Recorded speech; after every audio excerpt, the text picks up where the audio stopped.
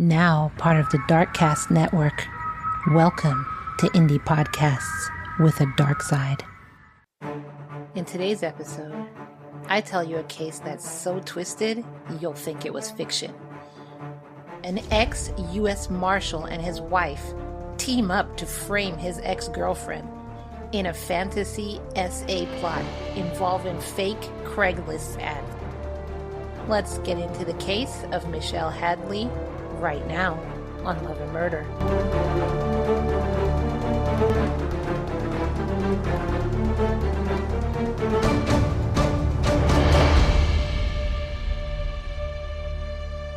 Welcome, lambs. Welcome to a new episode of Love and Murder, your weekly true crime podcast telling you cases of heartbreak that turn to homicide. I am your host, Kai, and in today's episode, we're talking about a case that you are not even going to believe. And the audacity is ripe in this case. Before we begin, I want to say that this episode and all my episodes are sponsored by my lambs in Patreon, patreon.com/Love and Murder. Be sure to subscribe to Love and Murder right now while you're listening so you don't miss a case. If you're new here, go ahead and listen to this episode first, and if you like it, don't hesitate to subscribe. If you didn't know, you can also subscribe on our Patreon so you don't have to hear intros such as this one or commercials that are going to be coming up. You'll get Kai Rant's bonuses and you'll be a sponsor of Love and Murder. So you'll help Love and Murder continue on for years to come. Patreon.com/Love and Murder. In the meantime, though, grab your butts, grab your delicious BJ's apple juice, murderandlove.com/BJ's to get your first year's membership for only $20 and save some money on groceries. And let's get into some Love and Murder. Michelle Hadley and Ian Diaz met in late 2013 in a Starbucks and started dating after Ian told her how beautiful she was. At the time, Michelle was 26 years old, and she was a California native who graduated from Claremont High School. In 2009, she graduated from Dickinson College in Pennsylvania with a degree in medieval and early modern studies and a minor in art history and women's studies. She started pursuing her master's of business administration at Chapman University with a focus in marketing, and she was supposed to be graduating in 2017. That is, if she hadn't met Ian and he kind of derailed her plans. After graduating from her undergrad, she had many various jobs in marketing. Now, Ian was 35 years old, and he was already embedded in his career. He was a U.S. Marshal. Now, despite some early warning signs of Ian's controlling behavior, Michelle chose to overlook them, trying to please Ian. And actually, the pair were set to marry in February 2016. Over the course of their relationship, Ian pressured Michelle to change her appearance and even influenced her career decisions. He convinced her to take a significant pay cut by switching jobs to work at the Disneyland Resort. There were also incidents of alleged physical intimidation and emotional manipulation, so he just sounds like a piece of work. And this contributed to the toxic nature of their relationship. Then in June of 2015, the couple bought a condo together in Anaheim, California. Michelle is the one who provided a down payment of $14,400, and they were able to secure a mortgage for the remaining $459,745. Oh my God. How are they going to pay for this for somebody who works at a Disney resort and is a U.S. Marshal? Do U.S. Marshals make that much money? So basically $500,000. However, in September, the relationship ended and Michelle moved out. So they had only been in the condo for about, 2 months, depending on when it ended in September. So let's say 2 to 3 months. Ian then tried to file a restraining order against Michelle right after she moved out. And in his restraining order, he submitted several email exchanges he'd had with Michelle, along with accusations against her for incidents during their relationship. This is what he put in to show proof of why he needed a restraining order. Quote, I work as a U.S. Marshal, and after showing my supervisor the threatening emails, he recommended that I seek a domestic violence restraining order. She has told me that I must comply with her demands. Because of her emotional instability, history of fits of rage, and self-medication with alcohol, I fear for my safety. This is what he submitted. Well, this is part of what he submitted with his request for a restraining order. 3 weeks later, however, his request was denied. Also, it's interesting to note that just because they broke up does not mean that each of them wasn't responsible for still paying on the condo, a $500,000 condo. So this started a year-long dispute over ownership and mortgage payments. In the meantime, though, Michelle brought her own case against Ian, suing him for breach of settlement for not assuming the mortgage. So basically, she wanted him to take over the mortgage because she's like, I work at Disneyland Resort. I can't afford a $500,000 mortgage. So in an email included in her request, she said that she did have concerns about Ian, writing that she made a mistake by moving in with him, quote, despite my very valid reservations about your character and conduct. According to her court documents, Michelle had told a support group that she was scared of Ian because he's a deputy marshal and owns several guns. She also had him barred from the campus of Chapman University because she feared for her safety. She also accused him of getting her drunk and then having random men, quote, have sex with her on video. Quote, you do not get any woman, let alone the woman you purport to love, drunk and find a random man for her to have sex with while you make a pornographic video of her. That is rape, which is against the law. Luckily, there are plenty of text messages and a video to prove that you and the man you found coerced me sexually. So while this fighting is going on, Ian met Angela Connell on a dating site and they married just a month later. He met a woman on a dating site and a month later they were married. Angela was a native of Phoenix, Arizona. She'd gone to Catholic school for high school and had graduated from Arizona State University in 2006 with degrees in theater and political science. She was the founder and CEO of a nonprofit called Youth Speak, which she started in 2004. Quote, Youth Speak is a nonprofit organization that seeks to assist underserved countries. Through the building of self-sustaining clinics, schools, and youth facilities, we are able to rebuild the crumbling foundations of some of the poorest countries around the world.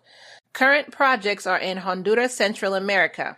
Now, Angela's connections to Honduras and charity work began with her father, Dr. Patrick Connell, who is an Arizona doctor, who himself had spent several years volunteering in Central America and other countries. Angela also said that she had worked with the SPCA of Orange County, so she loved pets and worked with those animals that needed the help most. So, Ian and Angela got married and the couple moved into the condo Michelle was still partly paying for. And Michelle had no idea that either Ian met somebody or Ian married somebody or Ian had somebody moving into the condo that she's trying to get him to take over and he's refusing and she's still paying on. So literally she's paying for another woman's life. She had no idea about that. Now, Angela was pregnant at the time, and Ian kept arguing with Michelle over the payments. How about, Ian, you take over the payments because you have another woman in the house now, and she's pregnant with your baby. So, maybe, since you want to stay in the condo, you go ahead and pay for it, take over the payments, ask your wife to take over Michelle's half of the payments if that's the issue, or sell the condo. In May of 2016, Ian and Angela decided to work on this plan to get back at Michelle. Now, Angela, I don't know what you're getting back at Michelle for, because literally you just got there and you only have one side of the story. But okay, insert yourself into other people's problems. They started making fake email accounts using Michelle's names. And then from these accounts, they sent themselves threatening messages, making it look like Michelle was harassing them. In order to do this, and I guess Ian was a U.S. Marshal, a cop, he figured that it can't be traced to us if you use VPN. Ian, side note from somebody who's in IT, you're wrong. So he told Angela, yeah, it won't be traced back to us. Let's use a VPN, which is a virtual private network. So anybody who understands VPN, or actually anybody who doesn't understand VPN, it literally shows that whatever it is, it's not coming from your IP address. Your IP address is like your home address, but for your computer. So if somebody types in your IP address, they can literally find where you live. So a VPN will make it seem like this isn't coming from your house. It can make it seem like this happened in the UK, for instance, but you're sitting at home in Louisiana, just for instance. Let's take a brief pause for a commercial break. And if you don't like the commercial breaks, you could also join on patreon.com/love and murder. They have no commercials over there. Hey lambs, I want to share something game-changing with you because I believe in it and use it myself. Simply Safe Security System. With Simply Safe, you get 24/7 whole home protection. Every window, room, and door is covered against intruders, fires, water damage, and even medical emergencies. And the best part is, it's all monitored by professionals ready to dispatch police at a moment's notice. Now, you know I don't recommend brands that I don't use myself.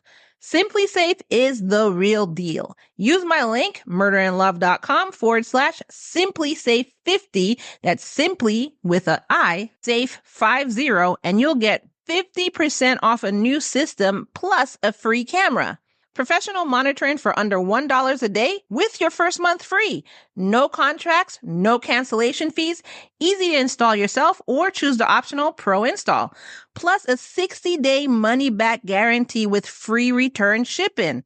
No problems. murderandlove.com/simply with an I, safe 50. When you visit the site, they'll help you find a perfect security system tailored for you. And you can even buy now, pay later with Affirm. Protect what matters most with Simply Safe. Go to murderandlove.com/simply with an I, safe 50 and get started today. Also, for ease of access, link is in the show notes below. Simply Safe. Advanced security, complete peace of mind. And before we get back to the show, I want to remind you of saving money with BJ's. As you well know, I use BJ's myself, and I want to bring these savings to you. Whenever I go grocery shopping at any other store and they give me that total for bread and eggs, $100, I'm like, are you kidding me right now? When I signed up to BJ's now 3 years ago, I was just doing it just as a test to see if it was worth it. And it was, because I'm still with them 3 years later. And I want to pass these savings on to you. murderandlove.com/BJ's to get $35 off your first year's membership. Not only do you get that $35 off, but you get into a club that saves you money on groceries. And in addition to those savings, you get amazing coupons every month to help you save even more. So join me in saving money and join BJ's today. murderandlove.com/BJ's to get $35 off your first year's membership. Links are in the show notes below. Join today, save tomorrow. And now, back to the show. So this is what they did, and then they would report these threatening emails to the local police and tell them, this is what, my ex-girlfriend is sending us. I can't believe she's threatening me and my pregnant wife, who, by the way, she doesn't even know about yet. On June 6th, Angela told Anaheim police that Michelle had sent her threatening emails, and then both Ian and Angela filed a restraining order against her. So from what I'm seeing here, from the beginning, even before meeting Angela, he was butthurt that Michelle left him. So he tried to paint her in a bad light at first. That didn't work. So now he got with this other woman, clearly still not over Michelle. I mean, not saying that he wants her back, but he's still butthurt. And now he roped, I don't want to say he roped because she has her own mind, but you know what I'm saying, quote unquote, he roped Angela into this, and they're both trying to ruin her life. Which again, Angela, you have no idea what's even going on. Why are you roping yourself into this? So they did that, got the restraining order, but their plan didn't stop there. Again, in June 2016, Ian and Angela escalated their conspiracy by posting ads on Craigslist soliciting, quote, rape fantasies. That's what it was called. These ads they posted as if Michelle were writing them, and in it told strangers to come to the Diaz home to assault Angela.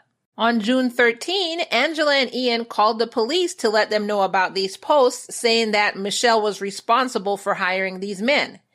Ian told the police that Michelle, quote, needs to be in effing cuffs and in a padded room.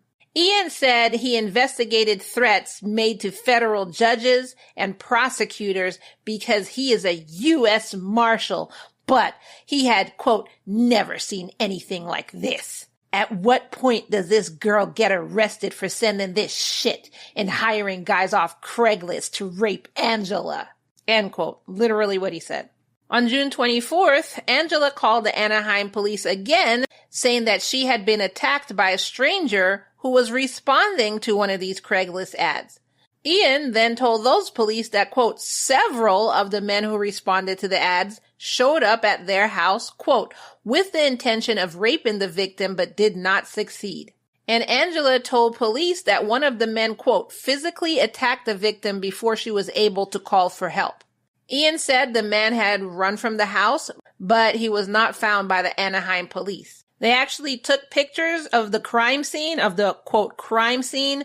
They took pictures of Angela, and I do have those pictures in the Patreon at the $3 a month donation tier, as I do for every episode that has pictures. Now, with those pictures, as we all know, this is all fake. They're all setting this up to get back at Michelle. So that means somebody did this to Angela. Either she did it to herself or Ian did it to her. And is it more disturbing that Ian hurt her while she's pregnant to frame Michelle, or that she did it herself while she's pregnant to frame a woman that she's never met in her life? Which one is more disturbing? Let me know your thoughts in the comments below. I need to know your thoughts on this because I don't know which one would be more disturbing. I think they're both equally, but I'm not sure. Ian then reminded investigators about the emails, the threatening emails that supposedly Michelle has been writing to his wife. And he's like, look at where it's gotten. What more do we have to wait for? Michelle was then arrested for the first time in her entire life and charged with making threats. She was released that same day on a $100,000 bail. Then, moving forward, according to Angela, the Craigslist ads didn't stop, and police accused Michelle of continuing to post them. Quote, Hadley is accused of using increasingly violent language and threatening the victim's life. That led to a second arrest on July 14th, so Michelle is arrested for the second time in her entire life. And she's probably wondering you know what? No, she's not, because she knows that Ian is a U.S. Marshal. So this was probably what she feared in the first place. So she's probably not wondering where is this all coming from? She knows where this is all coming from, but she doesn't know what is going on. You know what I'm saying? That's where the confusion lies. This time, Michelle faced serious charges, included attempted forcible rape and stalking, with the possibility of life imprisonment if she's convicted. I can't even imagine that. I'm literally just living my life, minding my business. I get arrested twice and now they're saying I might be in jail for the rest of my life. I can't imagine what this woman is going through. So prosecutors and police are very proud of the fact that they put this dangerous woman away. I can't blame them. They have no idea. They're going by the evidence. They put forward statements saying that they have an airtight case against Michelle, but some people, including Michelle's own father, said that, I don't believe this. I don't believe what this woman Angela is saying, and I sure don't believe what Ian is saying. Michelle's father, Michael Hadley, came out to speak up in support of his daughter. He said Michelle was being set up, and he accused Ian for being behind the plot to frame her. Quote, when she left the place, she had nothing. She showed up on our doorstep, and that was all she wrote. She didn't want to get anything out of the condo. She just wanted to get away from him. She has been scared to death of this guy since the day she left him. That's right, Dad. Be on your daughter's side. You know your daughter. Michael said that Ian was, quote, emotionally abusive towards Michelle, and he was telling everybody that Ian could have hacked into her email. He could have hacked into her social media accounts because he knew all of her passwords. Quote, the marshal knows her email address. They were going to get married. They got the condo and everything else, and it all fell apart. This is where it all starts. How smart is this father? He said his daughter was being framed for revenge over the condo and her lawsuit that she put out over Ian. Michael said police never listened to Michelle, never took a statement from her, and never even accepted her request for them to go through her emails. Like, look at my emails. You will see I've never, and look, they just completely ignored her. And again, in that sense, I can't say that they were right, because literally all they had to do was go through the email, because you could even argue that, well, she could have deleted them, but forensic science and the deletion could be reverted. So no, even if she deleted it, they can bring it back up. So I think that's where they dropped the ball. All before that, I have to say they were doing their job, but I think they dropped the ball in not actually putting forth an investigation and only taking one side story, which is not how an investigation is run. And I think it was I'm just going to say, I think, quote unquote, because I really know, but I think it was because Ian was a U.S. Marshal. He was one of them, so they just took his word for it. Prosecution said, well, shut up, old man. Well, they didn't really say that, but they said that the investigation by the police was, quote, very thorough. Deputy District Attorney Richard Zimmer said, quote, what was presented to us, we have enough evidence to prove this case to a jury beyond a reasonable doubt. This case just shows some of the dangers of social media and the online world we live in now. And then Kai just added also, this case also shows some of the dangers of just believing one side of the story and not actually doing an investigation.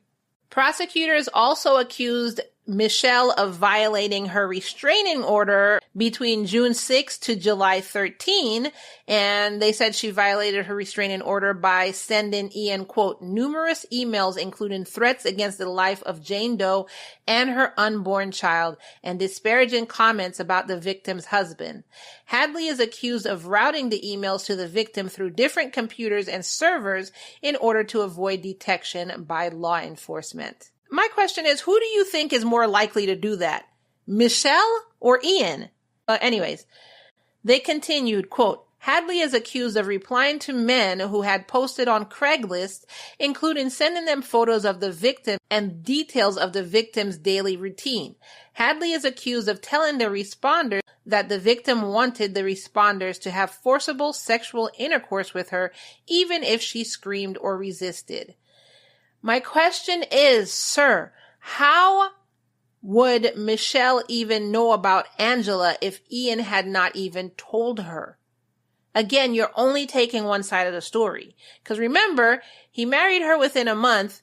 She moved into the condo, and Michelle didn't even know about this. I don't know when she finally knew. Maybe when she got arrested the first time, or maybe when police arrived at her doorstep saying there's a restraining order against her from this woman named Angela Diaz, and she was like, who? But initially, she didn't even know about this woman.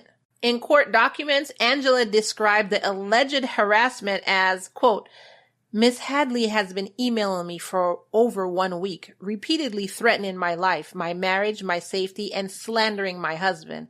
Miss Hadley had used over 6 different email addresses to contact me, despite a request to cease communication. I am now fearful of leaving my home, have had to delete my online presence, and am incredibly emotionally distressed. I am fearful of being raped, attacked, killed. I have had to completely uproot my life, including missing work at a new job to quash this issue. Her tone and tenor of these emails escalate, and there seems to be no sign of stopping.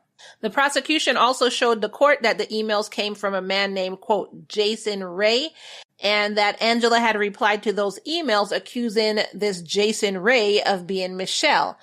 And she had also previously told police that the same thing. And also, remember those emails that Ian had initially filed way back before he met Angela when he was trying to get a restraining order on Michelle?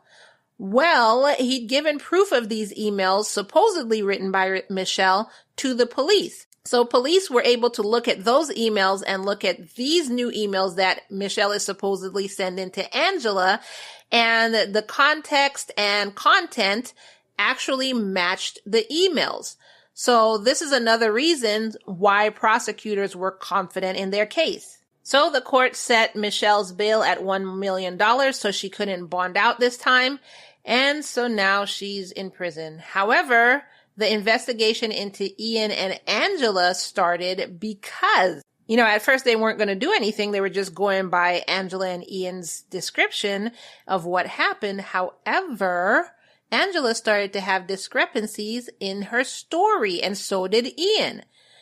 Despite Angela's claim that she was attacked by a stranger responding to that Craigslist, quote, rape fantasy on June 24th, 2016, security footage failed to show anybody. Nobody had come to the house. Nobody was shown running from the house. Nobody was shown. There was no security footage to back up what she said on any part of the day on June 24th, 2016. Investigators also found inconsistencies in the evidence, particularly in the emails and in the threatening messages that were supposedly sent by Michelle. Then, investigators doing the investigation like they're supposed to be doing linked the IP addresses from the emails directly to the Diaz home. Didn't I tell you that that's what could happen? I told you. You think you're smarter than a fifth grader, but you're not. Then, in the fall of 2016, Ian told police that he thought his wife was the only one responsible for framing Michelle. He threw her under the bus, y'all. Threw her under the bus, ran over her, turned around, looked to see if she was still breathing, put the bus in reverse, backed over her, made sure she was still breathing, and ran over her again. Wow. So police said, okay, and that kind of made them think, why did he make it a point to come here and tell us that? So they really started looking into him, and they saw that he had deleted personal emails from his account. He had changed his phone number and everything like this. So it kind of looked like it wasn't just Angela. On October 7th, 2016, Michelle was released from prison. She had spent 88 days in jail. This caused her to lose her job. And literally the fact that she was arrested for this and this was all in the news and everything, it did damage her reputation. In a news conference at the time, Orange County District Attorney Tony Rakakis described Michelle as, quote, an innocent victim of a diabolical scheme. It's often said that true life is stranger than fiction, and the facts of this case makes that statement spot on. When a person who has committed a crime gets arrested and charged, that's a bad day. But when someone that's innocent gets arrested and charged with a crime, that's not just a bad day, that's a nightmare. This is the tale of a woman who faced such a nightmare. I want to make sure that Miss Hadley is cleared in every possible way, in the courtroom and in the court of public opinion. It needs to be made clear in the media and in cyberspace. Miss Hadley is an innocent victim of a diabolical scheme. Prosecutor Zimmer also wanted to say something, and he told reporters that he was, quote, sick to his stomach after he realized Michelle was innocent. Quote, I've had more sleepless nights these past 6 months than I've ever had. The last thing our office wants to do is charge an innocent person. On January 6, 2017, Angela was arrested in Arizona. Why was she in Arizona, though? Was she trying to run? She then had to wait to be extradited to California. On the same day, January 9, 2017, the Orange County District Attorney Office fully exonerated Michelle, dismissing all charges against her.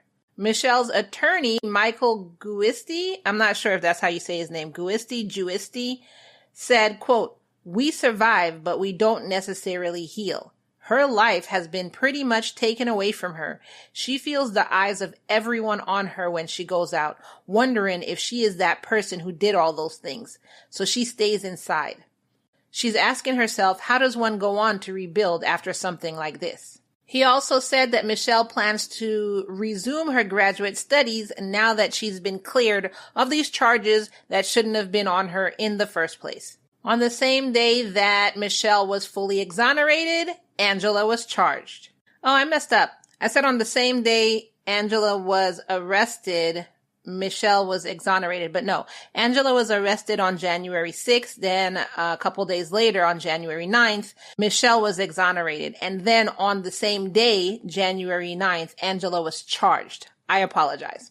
So Angela faced 32 counts against her, including 10 felonies. 2 counts each of kidnapping, possession, or receipt of items as forgery, acts constituting forgery, and 1 count each of kidnapping, and 1 count of false imprisonment effected by violence, menace, fraud, or deceit, and grand theft. She also faced 21 misdemeanor counts of false report of criminal offense, along with filing a false report with police. And with all of that, she could actually face 12 years in prison if convicted. And Angela, I'm going to ask you, was it worth it to do this for somebody that you've never met, that you just took your husband, who you've only known for a month, so you really didn't know him? You took his word for what was going on, and you did all of this while you were pregnant, and now you could face up to 12 years in prison away from your baby? It's also interesting to note that Angela is accused of altering a check from her employer so that she was able to add $2,000 to the total that they had originally given her. And also they, quote, uncovered another fraud activity by Diaz, who is accused of faking cervical cancer, pretending to be an attorney, forging doctor's notes, faking a pregnancy, and impersonating 2 of John Doe's ex-girlfriends over email. Wow, okay, so this is her background, so I guess this isn't far-fetched from what she's used to doing, so I guess. So during her trial, prosecutors said that the emails were coming directly from Angela, and that was uncovered through an investigation that took several months. Quote, on many occasions from June 1st, 2016 to July 13, 2016, Diaz is accused of falsely filing police report with APD, calling for officers to respond to the home she shared with John Doe. The defendant is accused of making false claims that Hadley made threats against her life and the life of her unborn child. Diaz is accused of routing emails to herself under the guise of appearing that the threatening emails came from Hadley from approximately 8 different accounts using virtual private networks and third-party proxy servers in order to avoid detection of her internet protocol. Internet protocol is IP address by law enforcement. End quote.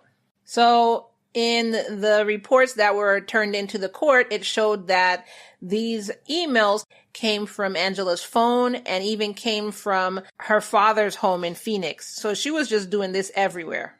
During the trial, prosecutors said that there was no evidence that Ian knew of what was going on, what Angela was doing, which they actually did, but I wonder if they said that so he wouldn't realize they were investigating him. Let me put it like this way. I don't know the exact timeline. In my research, like I said, they found evidence that, emails were coming from Ian's computer and he deleted personal emails and he was changing his phone number and all this stuff. So I don't know if that happened after the trial, during the trial. I guess I'm just assuming that they already knew about it. Maybe they didn't. But it did come to light that he did help in this. So I'll just put it that way. Assistant District Attorney Zimmer said, quote, from what we're seeing, she's a serial con artist. She duped us. It was very sophisticated, well thought out, and it took a great deal of planning. In October 2017, Angela pled guilty to all of these charges and was sentenced to 5 years in prison. 5 years? You gave Michelle, or you were trying to give Michelle life, and you gave Angela 5 years, even though it was like maximum 12. You didn't even give her the maximum, because I would have taken into consideration her background and then the fact that she's escalating. And I would, okay, I guess. They gave her 5 years in prison. Ian, however, was not even arrested. Yet. In the meantime, Michelle filed a lawsuit against the city of Anaheim and 4 of its police officers in 2018. She alleged that they rushed to charge her based on, quote, clearly doctored emails. Quote, at its heart, this is a case about the blue wall of silence, law enforcement officers and officials enabling fellow officers to violate civil rights. The Anaheim Police Department and its officers abdicated their duties to adhere to investigative norms, instead conspiring to do the bidding of a corrupt federal marshal. They appear to have willingly become Ian Diaz's weapon in his torturous campaign to ruin the life of his ex-girlfriend, plaintiff Michelle Hadley. This was what was written in her lawsuit. In April 2021, Michelle accepted a settlement from the city of Anaheim, but the amount was not disclosed. Oh, I wish I knew the amount. Somewhere I saw it was like $1.2 million, but that's complete speculation because everywhere else said that the amount wasn't disclosed. So I don't know how much it was. 1 month later, after Michelle got her settlement in May of 2021, Ian was arrested on federal charges of conspiracy to commit cyberstalking, perjury, and obstruction of justice. He was placed on administrative leave from his job as a U.S. Marshal following the indictment. How did he still have a job? I mean, you know what? I guess it didn't come out that they were investigating him. But he was, I don't know. Okay.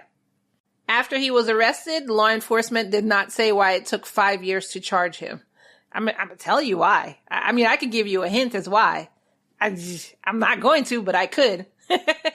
In early March 2023, Ian's trial started, and on March 23rd, 2023, a federal jury found him guilty on all charges after less than 2 days of deliberation. He faced a maximum penalty of 20 years in prison.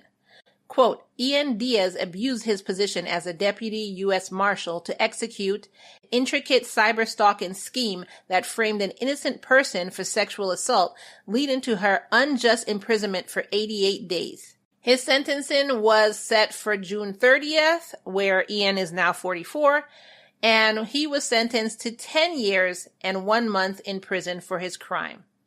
They gave him half of the maximum penalty. He abused his badge, and y'all gave him half of the maximum penalty. Quote, as this prosecution demonstrates, the criminal division is committed to preserving the public's confidence in law enforcement by upholding accountable any official who violates their oath of office and victimizes the community they are sworn to serve. It took you 5 years to convict him, arrest him, whatever. 5 years. And you only gave him half of the maximum sentence. I mean, I guess preserving the public's confidence. Side note, Ian and Angela divorced, which who can blame her? He tried to throw her under the bus and back over her. And then when a bus wasn't enough, he got in a frickin' tank and bulldozed over her. Carrie Goldberg, the lawyer who had handled Michelle's federal lawsuit, praised the Justice Department team that successfully prosecuted Ian. Quote, last year through our civil case, Michelle got financial justice from Anaheim. Today she gets justice against Ian Diaz, the mastermind. May this be a warning to offenders everywhere who dare to weaponize the criminal justice or legal systems. You will not get away with it.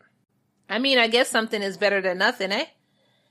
Incidentally, Ian's conviction comes on the same day that Michelle gave birth to her first child. She described the last few years as, quote, very difficult and emotional due to a number of different factors, quote, not least of which was this case. But she was able to start her own retail business and has helped to raise money for a domestic violence shelter. Quote, I am so very grateful to the Justice Department of Inspector General for the work they put into this case and to the jury for a conviction that has brought so much peace to my family and restored some of the faith we lost in the justice system as a result of Diaz's crimes against me. My life has been filled by strange and often symbolic and sometimes beautiful coincidences like this. My daughter represents my rainbow after a very long storm, and my heart has never felt so full. I hope my story becomes a beacon of hope for other domestic violence survivors. I want them to know they are not to blame. There are so many wonderful people in this world who will care and fight alongside them.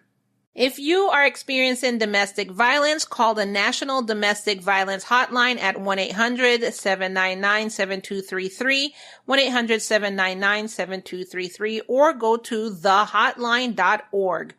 All calls are toll-free and confidential, and the hotline is available 24/7 in more than 170 languages.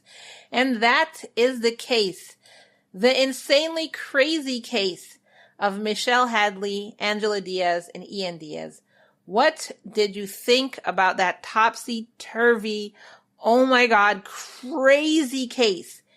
Do you think, I'm going to put this out as a poll, do you think that Ian was fairly sentenced? I want you to go and answer the poll, and I want to know your thoughts in the comments below. I can't even with this case. This case was so freaking woo! Should have been a movie. Should have been a movie. And I mean, not to say turning her life into a movie, because I'm sure she doesn't want to see that on TV. Although, it's the same reason I did this case. It helps to clear her name. But that's up to her. If they were to do a movie, I would hope they would reach out to her first. But what I meant was by should have been a movie is this whole case shouldn't have happened in real life. It should have actually been a movie. That would have been a very interesting movie where you didn't even know what was happening, and then at the end you got the plot twist that it wasn't even Michelle in the first place. That would have just been like, what? I didn't even think of that. Oh my God. So let's go back and read some of your comments and go through the poll questions if y'all answered it. So in the last full episode, this was the case of David Hendricks. I did ask if you think David is guilty.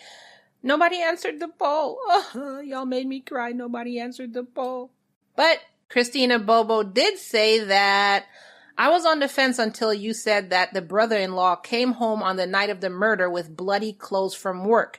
How did this not raise reasonable doubt during the trial, and why was he never tried? And Christina, I freaking agree. How was he not investigated? Like, at least investigated. Like, that is freaking crazy. If you haven't heard that episode, that was last week's episode. I'll also put the link in the show notes below so you can listen to it. Also another comment was left on the Dalia DiPolito case. Again, every case that I'm mentioning right now, the link for it will be in the show notes below. So if you haven't heard it, you can go back and listen to it. So Vicky S. said for the Dalia DiPolito case, she said, I love the way you tell them. You have me choking with laughter at times. You are cool and the best. Thank you, Vicky. I love hearing comments like this because most time people are like, why are you even laughing? And it's like, did you not hear what happened? I'm not laughing at the murder. I'm laughing at the craziness that this person thought that I'm going to do this and that I'm going to tell everybody I know and everybody I don't, and I won't ever get caught. And then they're shocked when they get caught. Just like if you remember that case, I can't remember their name. I'm going to also put this in the show notes below. Because there was this case of the man who who said he rescued his daughter from a sex trafficker and then went and allegedly murdered her sex trafficker, which was her ex-boyfriend. But it turned out that he had nothing to do with it. And then I did an update episode on his girlfriend who went and told her HR rep at work. She was like, I'm going to take some days off for work because this whole thing with my boyfriend has got me topsy-turvy.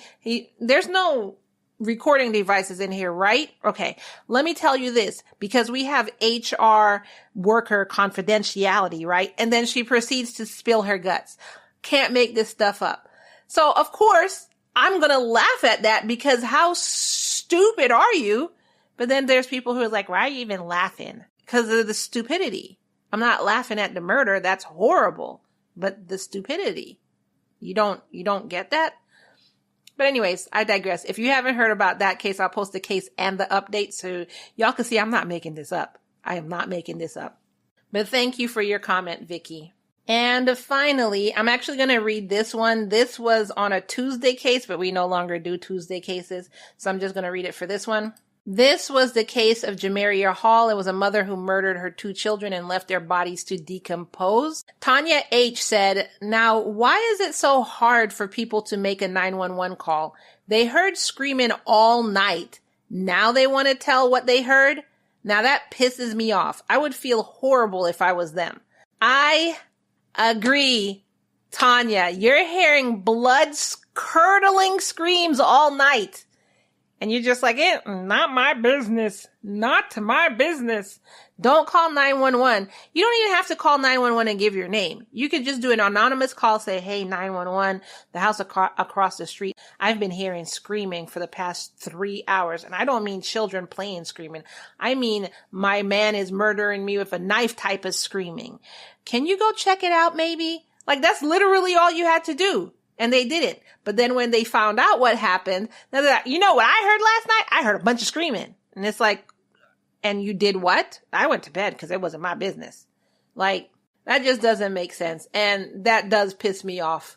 So I agree with how you feel, Tanya. But thank you for your comment also. And keep them coming. I love reading your comments on air. So let me know what you think about this case in the comments below if you want to hear your comment read on air. And that is all I have for you for this episode. If you want to be a supporter and a sponsor of Love and Murder, then don't hesitate to go over to patreon.com/Love and Murder and sign up to one of our tiers. With the lowest tier, $3 a month donation, you get ad-free episodes.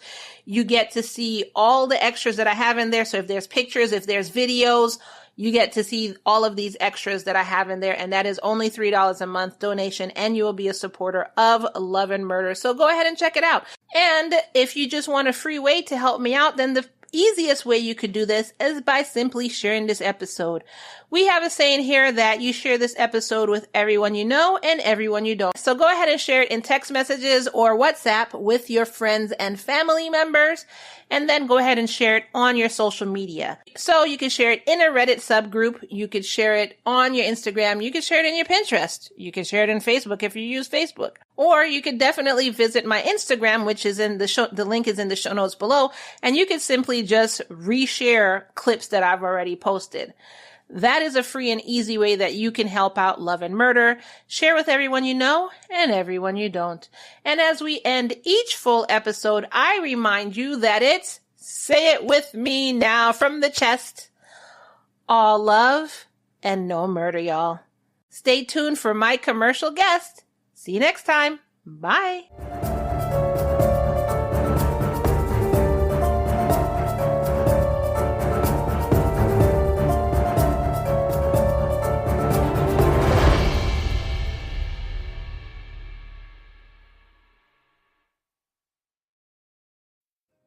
Hello, I'm Kona Gallagher. And I'm Ethan Flick. We're the husband and wife team behind the true crime podcast, And Then They Were Gone. We're a weekly show that covers unsolved missing persons cases. These are cases that you, the listener, can have an impact on.